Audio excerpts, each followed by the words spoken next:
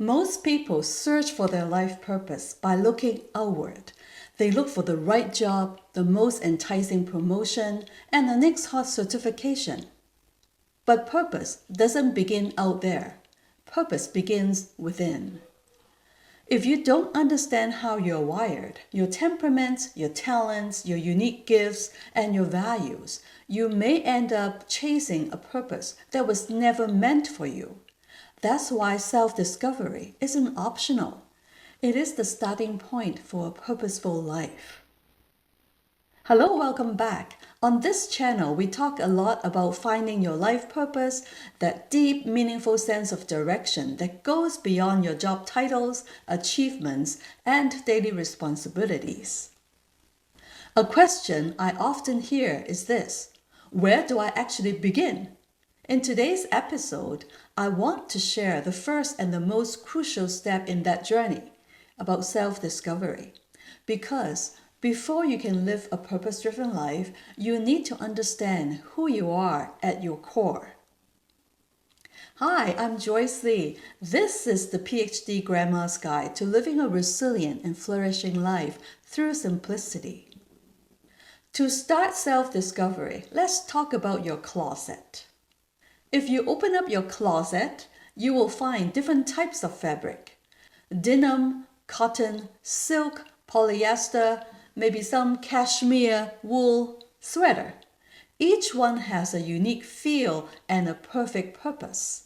You wouldn't make a winter coat out of silk or a wedding dress out of corduroy, right?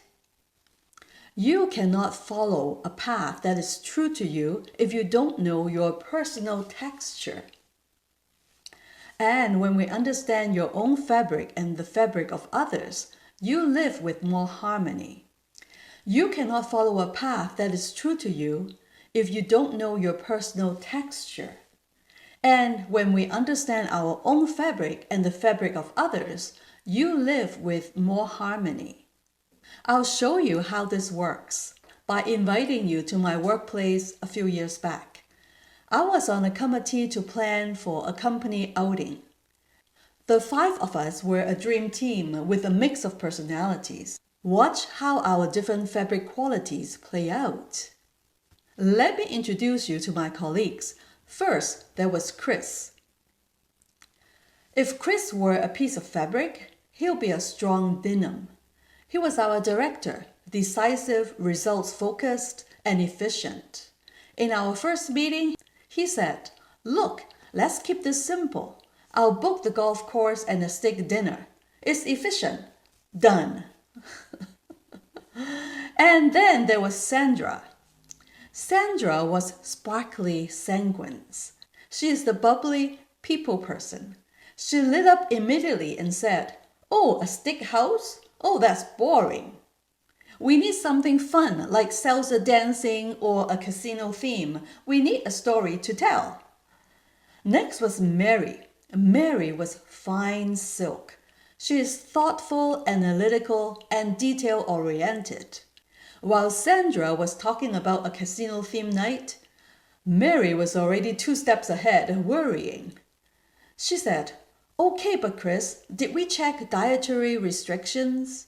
And Sandra, "A casino night may make some people feel uncomfortable." "Oh, we need data. I think we should send out a survey first." And then there was Philip. Philip was soft, stretchy jersey fabric, the ultimate peacemaker. He felt the tension rising and said gently, "Everyone has a point. Chris wants efficiency, Sandra wants fun, Mary wants thoroughness. I'm sure we can find something that makes everyone happy."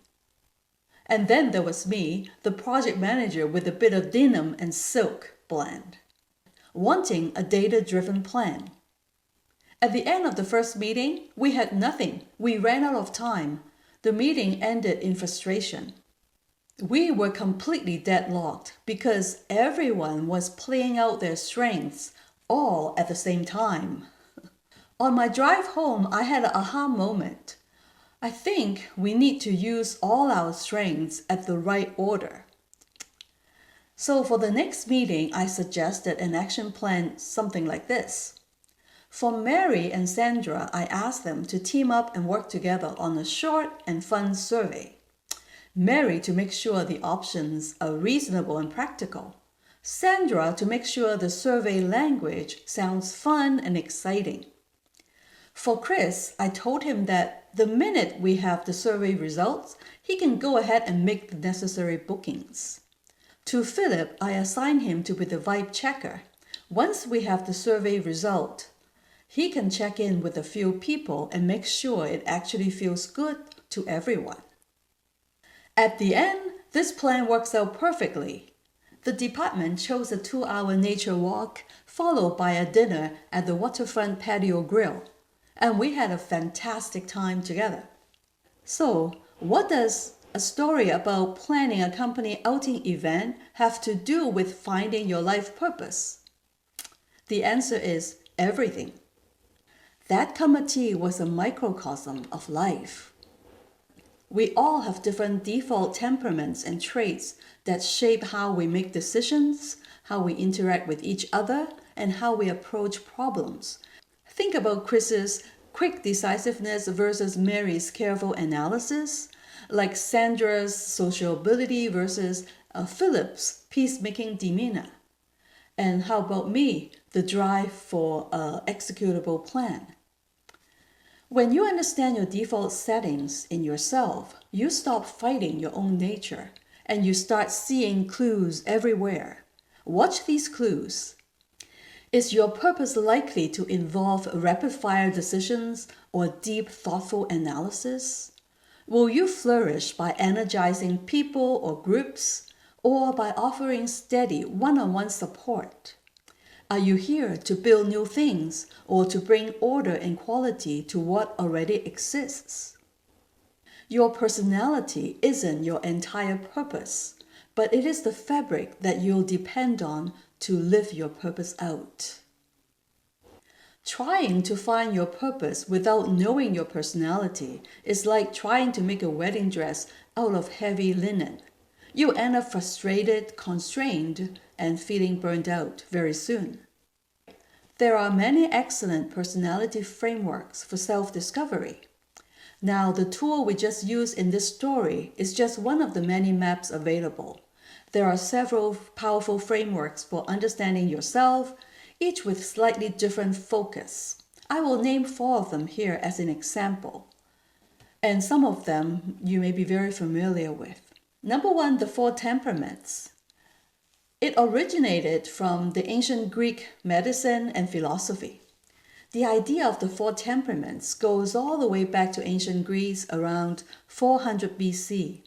It originated with Hippocrates, often called the father of Western medicine, and was later refined by Galen, a Greek physician in the Roman era. They believed human behavior was influenced by 4 bodily fluids, or humors: blood, yellow bile, black bile, and phlegm. Each humor corresponds to a temperament. And in most books today, you'll read about these 4 temperaments in these 4 terms: sanguine, choleric, melancholic, and phlegmatic. They all have different qualities. While we no longer believe in bodily humors or fluids, the behavioral patterns they observed were remarkably accurate. That's why this model has survived for over 2,000 years. It is simple, intuitive, and excellent for understanding core motivations and default behaviors. Second is the Myers-Briggs Type Indicator. It originates from Carl Jung's analytical psychology. Myers-Briggs is rooted in the work of Carl Jung, a Swiss psychiatrist and contemporary of Freud. In his book, Psychological Types, Jung proposed that people differ in how they get energy, how they take in information, how they make decisions, and how they relate to the outer world. In the 1950s to the 60s, Catherine Briggs and her daughter Isabel Myers transformed Jung's theory into a practical assessment tool, what we now know as the MBTI tool. It describes personality using 4 pairs of preferences: extroversion versus introversion, sensing versus intuition, thinking versus feeling, and judging versus perceiving. This creates the 16 personality types expressed as 4-letter codes such as INTJ or ESFP.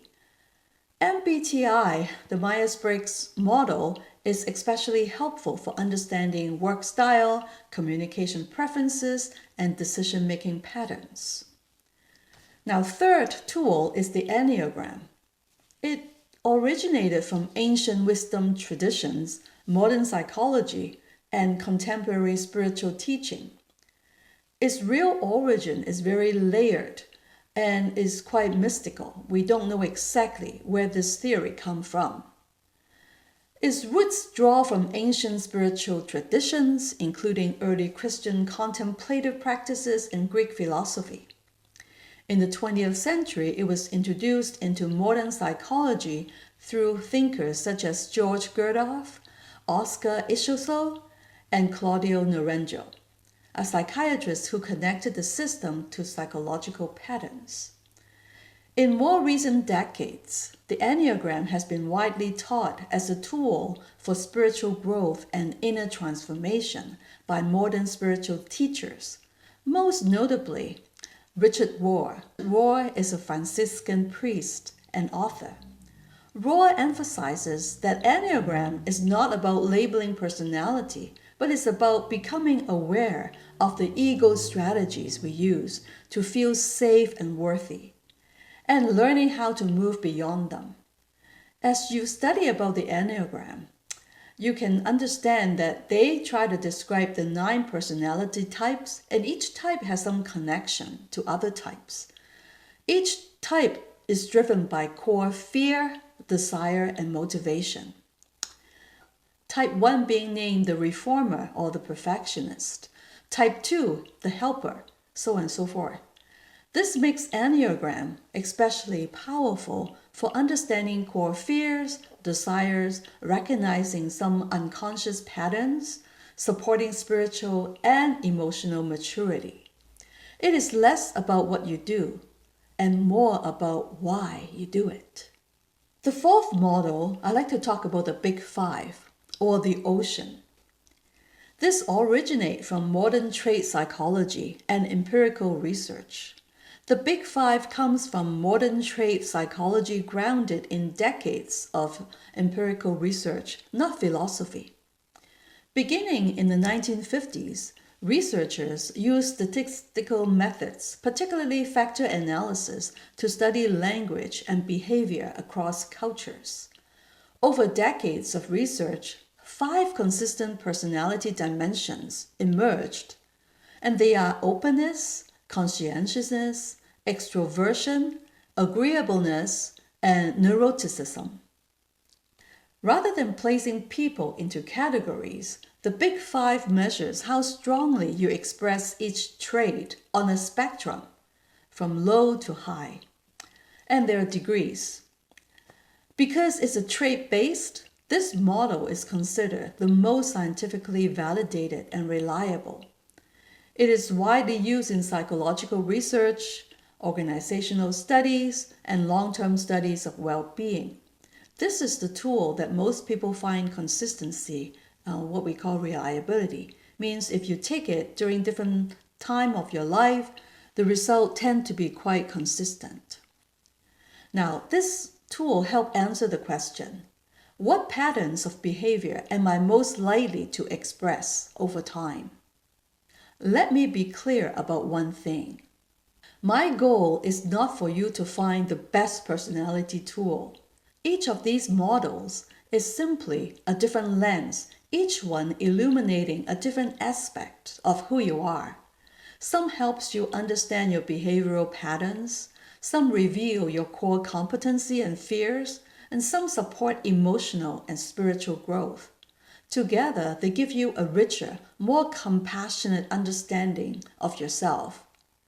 To me, the best part of exploring these tools is having the language to describe and articulate your key strengths, fears, and motivation in life. Something that makes me humble is that we look at our strength, but both strengths and weaknesses, they are both sides of the same coin. I can give you an example. Person that love to get results and love to get things done. Under stress, I may become very pushy.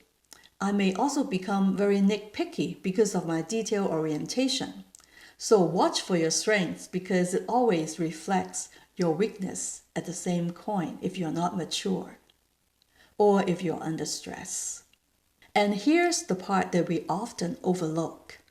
Self-discovery isn't just about understanding yourself.